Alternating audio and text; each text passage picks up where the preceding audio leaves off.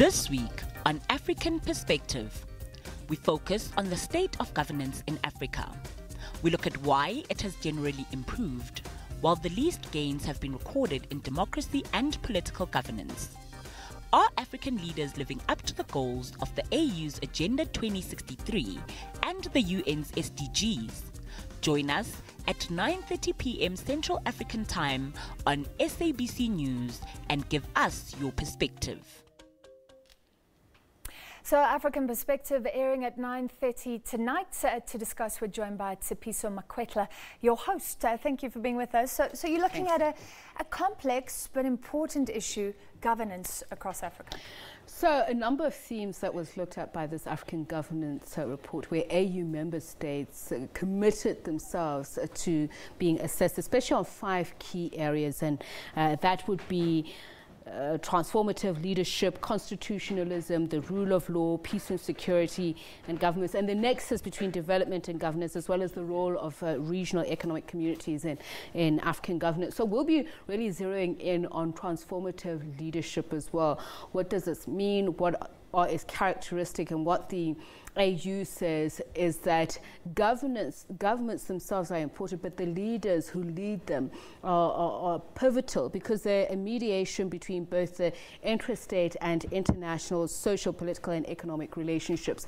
And as you have mentioned there, we've seen that democracy in Africa seems to be waning somewhat, even though there's a strengthening on the socio-economic aspect of governance. So we'll be looking at that with Professor Jonathan Kaunda of the African Peer Review Mechanism, that was given the sole mandate of canvassing reports from various institutions and obviously within the continent.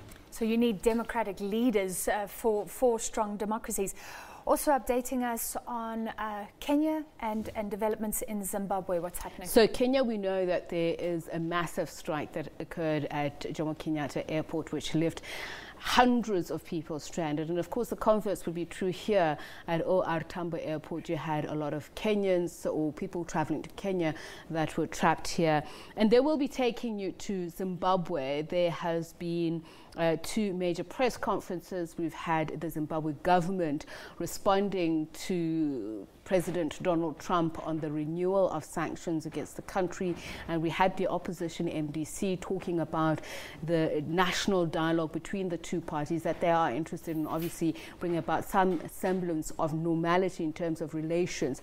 But Nelson Chamisa, the leader of the MDC Alliance, talking about jockeying for positions as they're going to their elective Congress. He's saying he's confident, but he's warned against that, deflecting people from the main agenda. And of course, next week we'll see President Cyril Ramaphosa traveling to Zimbabwe for a bi-national dialogue. So then that will, of course, lead us into next week's conversations about. Also, we'll hopefully hear what President Ramaphosa's point of view is on President Donald Trump seeking to renew sanctions against Zimbabwe. We know what the impact of those sanctions has been on generally Zimbabweans' quality of life. All right, so looking at all the developments across our continent, thank you very much. That was Tshepiso Makwetla. She will be your host. Join her at 9:30 tonight for African Perspective.